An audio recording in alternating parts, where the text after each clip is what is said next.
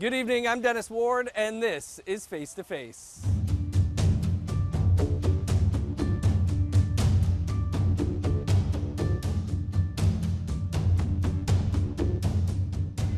Our guest this week is the Governor General of Canada, Mary Simon.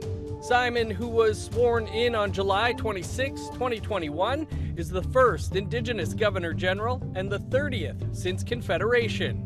Prior to the role, she was nationally and internationally recognized for her work on Arctic and Indigenous issues.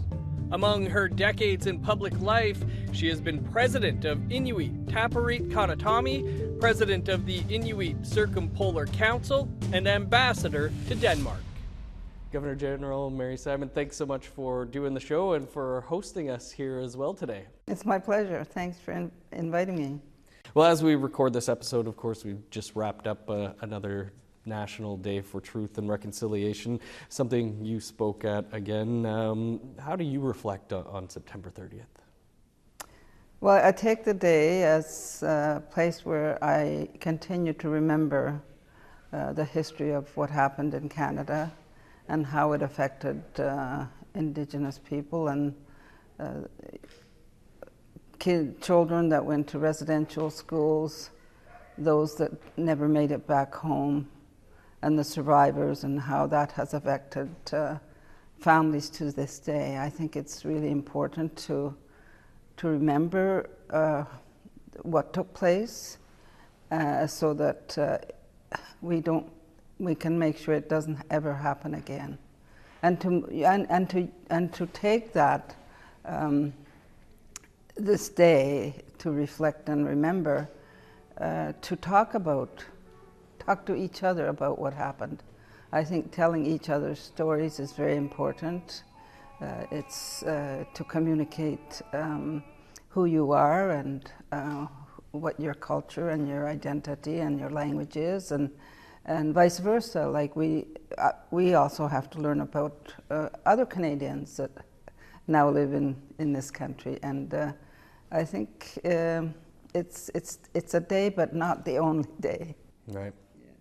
You were a day school, went to day school, right? Where your language was also discouraged, correct?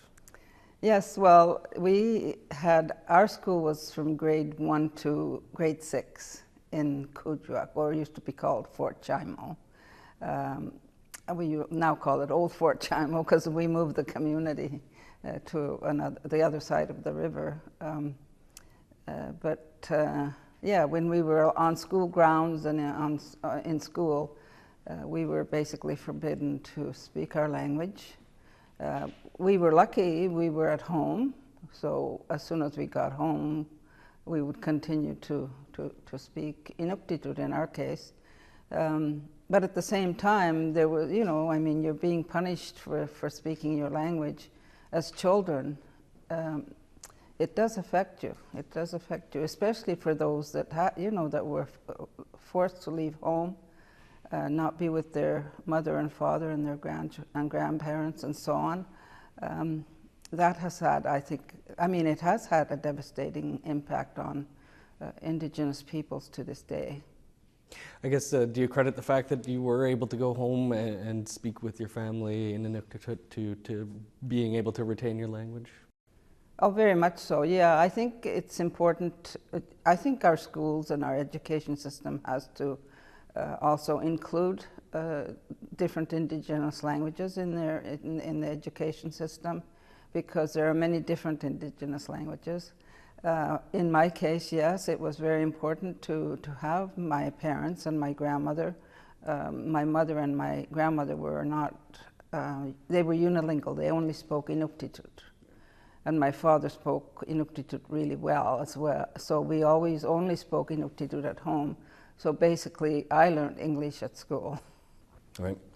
Where do you feel that Canada is in its journey to reconciliation? Well, reconciliation is a journey. It's a never-ending journey. I mean, reconciliation. We exercise reconciliation every day without really realizing that we are doing this kind of dialogue and work. But when you talk about the relationship building between Indigenous people and other Canadians, then it becomes more focused. And since I was installed now 3 years ago, I've seen a lot of progress. It depends on, not everybody is at the same level of process or progress. So it depends really sometimes where you are in Canada, which region you're in, which remote communities you come from. So there's different levels of moving forward. At the same time, though, I think that our Indigenous people need a lot more support. The services are still not adequate. Mental health services, which is a profound issue across the country, isn't supported to the same level as physical health. But we need both physical and mental health to be healthy people. So I've seen a lot of different situations, but just talking generally to Indigenous people and Canadians living in their own communities and homes, everybody wants to make it work. I haven't really come across anybody, especially from a non-Indigenous Canadian, that they don't want this to work. We all know there's deniers, there's different situations that are happening in the country, and you can't have everybody on the same board. You can't put everybody in one tent. So there will always be these distractions, and but the important part to me is that we keep our conversations going, get to know each other, and work together and build partnerships. And I think a lot of our youth expect this, because the younger generations that I speak to, they all say to me, they don't ever want to forget what happened, but they want to move forward. They want to find ways to increase their ability to find jobs, increase their better education. There's so many different things that the younger generation is talking about right now, that I think as leaders we need to listen to them as well. You mentioned deniers, and on September 30th, our social media accounts were just grim, the comments that we were getting yesterday there. Why do you think there is this rise in denialism of residential schools, and how do we combat that? Well, I don't really know why. I think there are people that don't believe it happened. I mean, all you have to do is look at the history of the country and the way the residential schools were operated. That's not coming from Indigenous people. Indigenous people broke it open, but the victims were Indigenous people. So it was a system that was set up to do what it did, was basically to destroy who you were as an Indigenous person. So I think that the denialism is out there. I mean, I don't know if you can get rid of it, but it's not the predominant activity at the moment. Like, for me, the predominant activity is what we are doing, and the Indigenous leaders and people are doing, is to try and make things work better for the people at the community level. Better services, better education, better how. There's so many different levels that reconciliation is all about. And I was thinking about this yesterday when I was, there were so many people yesterday, and people are very, very emotional about it, and for good reason. I was emotional because you can't make that up. Yeah. You just can't make it up, The whole country hasn't made that up. So I just, I listen, but I just keep moving forward in terms of my own work. There was a lot of people this year, as happens many years, that weren't feeling the reconciliation maybe this year. And you kind of touched on mental health. And in the lead up to September 30th, there was almost at least 9 First Nations people who died after interactions with law enforcement. Do you have any thoughts on that? Well, first of all, I just want to say to the families that I am very sorry that this type of thing happened to these individuals and to the families. My heart goes out to them. But whatever happens within the Indigenous community has to be looked at very carefully, why it happened and how it happened. I'm not involved in the levels of investigation, but to me, one death is too many. Now that the orange shirts have been put away, how do we continue to keep the momentum going?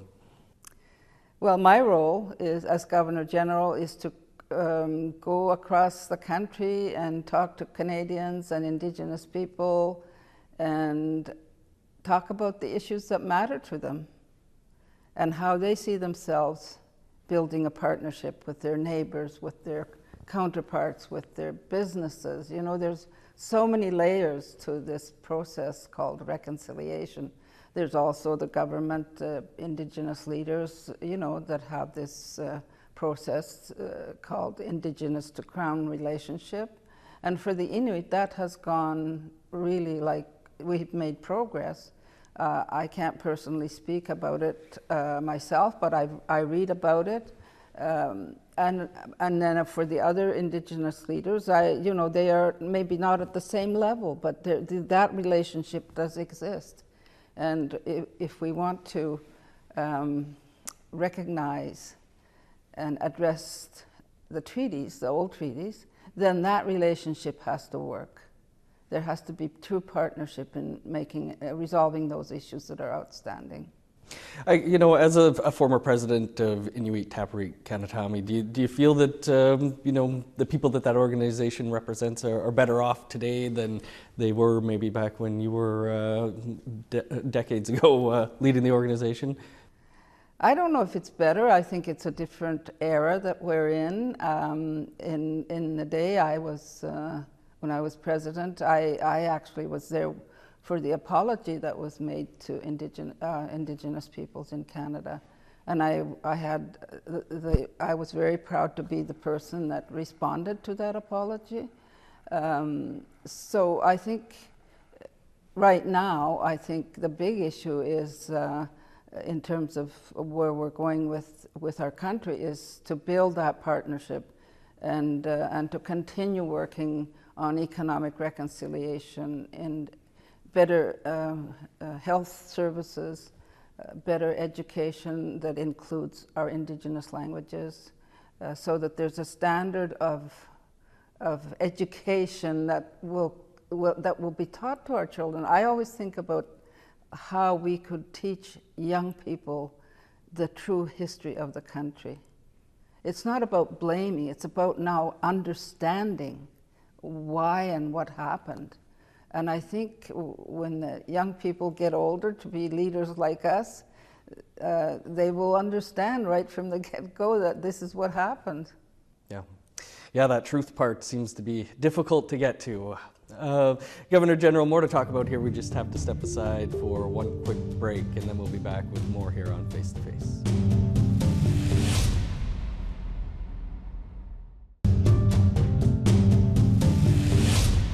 Welcome back to Face to Face. We're lucky this week to be sitting down with the Governor General, Mary Simon. Governor General, aside from the National Day for Truth and Reconciliation, I guess, how would you describe the last week for yourself?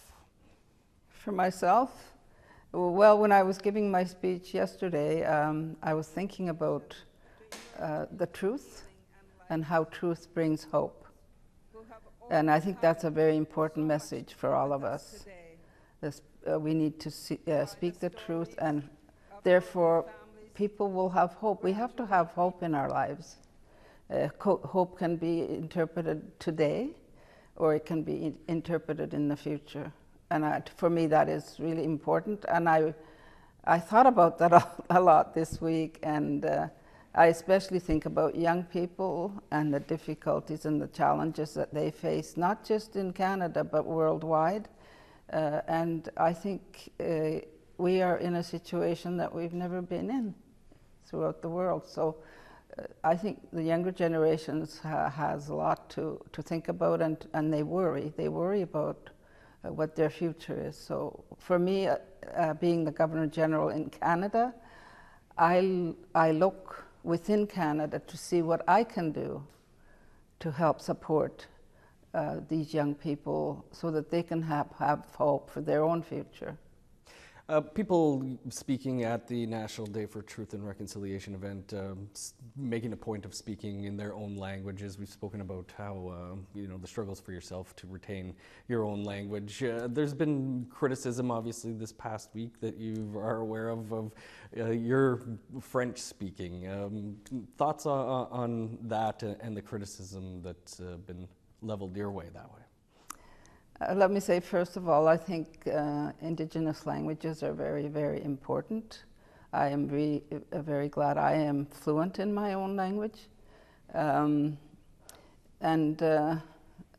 from there, when the criticism came out towards my French, which was not true, I was thinking about how we need to think about language. First you start with identity, and then the culture and the language. You don't separate them. Like if they decide to attack me on my level of French, then they have to, I think, whoever it is, has to look at who this person is. Why was I appointed to be the Governor General? Because Canada was ready to appoint an Indigenous Governor General, and I just happened to have the kind of experience that people were looking for. There was an extensive interview process, and they didn't. I was very upfront at the beginning that I was bilingual, but not in French. But I was committed to learning, so I have been learning. And in fact, I had just spent the weekend with a French family in Quebec with 3 children that didn't speak any English, so that I could further my own ability to speak French. So, learning a language at my age is not easy either, but I do it every week. I take lessons every week at the end of a workday. I work full days, so I'm not at school all the time, but I don't think that it was not accurate the way they reflected how well I did French. I can speak some French. I am much better at reading French and understanding French, so to me that is a very big plus. And then I also said in the media not too long ago that you can't, I can represent Canada as who I am with maybe speaking 10 languages. So to me, it's not really relevant. I am learning. The Governor General's position is always faces criticism for one reason or another over the decades. You are somebody who's been in public life for 40 plus years. Did you grow a pretty thick skin many years ago when facing criticism? Oh yeah, I have had to build a thick skin. I've been through different scenarios in my own career. Lot of adversity. You have to use adversity as a way to grow, not as becoming a victim. And that's what I did. I looked at every adverse situation that I went through, including this time, and to see how I can continue building my own character as a person. So it's just, it doesn't make you feel less. Every time I get criticized, just like all humans do, probably, you feel something. that you're being attacked. So you respond as a human being. But it's how you use that response, I think, is important. All right. Again, as somebody who's been in public life for many decades here, do you think that things have gotten more toxic for a person in public life? Like, you had to shut down your social media comments a year or two back. Like, have things gotten, as somebody with decades of experience, gotten more difficult, I guess, to fulfill those roles? I think so, yes. There's been a lot more social media attacks. It's like on myself when I was first installed. A lot of women leave their positions because of the horrific comments that people make against them. So I think it's more challenging. It's mainly a lot more in regards to women and girls, and also Indigenous women and Indigenous girls especially. And it also happens to men, but not to the same degree. So it is more challenging. People are looking to see whether they in fact want to be in public life, So we have to counter that, and I'm working hard to work with others to see how we can do that.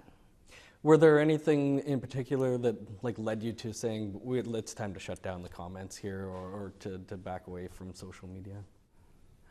Well, yeah, it just got worse and worse as time went on, and it was affecting my family. Like, I have lots of grandchildren. They go on social media, they're young adults. Mm-hmm. And it was unnecessary. Like, when you get attacked for being an Indigenous person, I think that kind of hits below the belt. And it was things like that I said, well, we'll still use our social media sites, but we won't have the comment section. It's not just social media, though. It's in real life. We've seen it with politicians on the Hill or even in the House. You've got a pretty good entourage, but is personal safety something that's grown to be more of a concern in recent years? No, not really. Not for me. I have a good team, and I feel safe all the time. So if there was any threat, I'm sure they would let me know. Right. Governor General, more to talk about here. We just have to step aside for one last break, and then we'll continue the conversation here with Governor General Mary Simon. Stick around.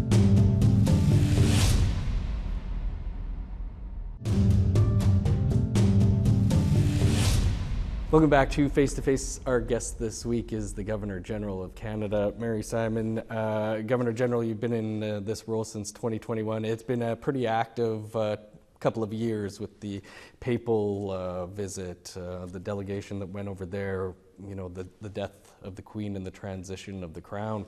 I guess, what sticks out for you so far in your time in this role? What sticks out to me is connecting with Canadians. Like, these important events took place. They were for specific reasons why, the Pope was here, and then the King, the coronation of the King, the death of the late Queen Elizabeth. Those I was involved in all those, and those were big events, So it was very busy during my first 3 years. And but the thing that really I focus on is my role as the Governor General for Canada. And for me, that is reaching out to Canadians to talk to them about things that matter to them, because that's what reconciliation is. You have to be able to know each other. And I've read an article where recently in Quebec, the two communities that have come together to work together, and now everything is working. They didn't talk in the past, but the conversations and getting to know each other, I think, is really important for a country to deal with issues that affect our communities. Aside, we've mentioned, your decades as in public life, in the many roles that you've held. Aside from the last few years in your time as Governor General, which we've seen, like you say, world-changing events, anything from the previous years, though, in your time in leadership in these roles that stick out for you? Yes. I would speak about the creation of the Inuit Circumpolar Council, where I was involved right from the beginning. That would stick out in my mind because it brought Inuit from 4 countries together that had not been together for thousands of years, so to speak. And also, when I was ambassador for Circumpolar Affairs, I was the Canadian lead to create an 8-country Arctic Council. And I worked on that for 10 years. So things like that. The constitutional negotiations was another one, where we eventually got Section 35, but that took like from the mid-'80s to the end of the '80s. Very intense discussions about the development of our confederation with the provinces, the territories, and Indigenous leaders. And I happen to be one of those people, so I have a lot of experience. Yep, some pretty big events there as well, too. Governor General, just lastly here, anything that you would like to see, that you personally would like to have accomplished before your time in this role comes to an end?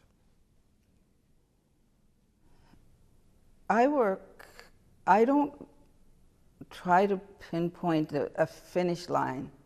I've changed positions over 40-some years. And I always try and build on what I'm learning and what I'm doing in that particular role.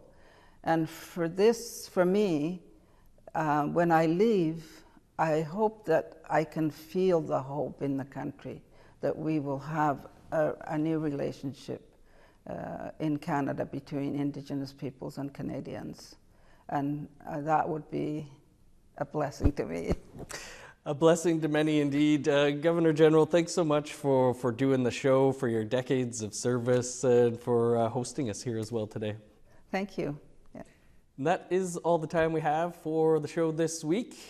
We'll see you back here in 7 days.